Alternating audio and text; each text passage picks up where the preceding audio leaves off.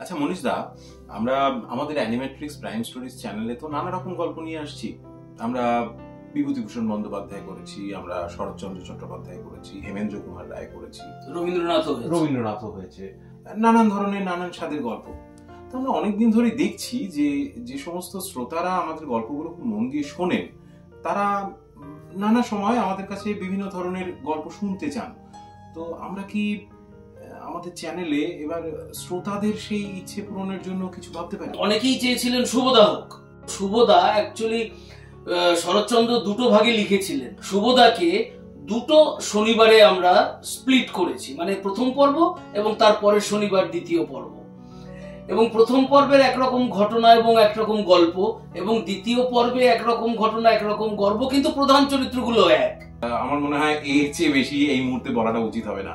মানে আমাদের শ্রোতারা যারা আমাদের গল্প মন দিয়ে শোনেন, তাদের জন্য কিছুটা কৌতূহল তো বাঁচিয়ে রাখতে হবে। আমরা যখন শুভদা আনছি, আমরা আশা করব তারা খুব মন দিয়ে শুনবেন। আপনারা অবশ্যই শুনবেন অ্যানিমেট্রিক্স প্রাইম স্টোরিজে শরৎচন্দ্র চট্টোপাধ্যায়ের শুভদা প্রথম পর্ব।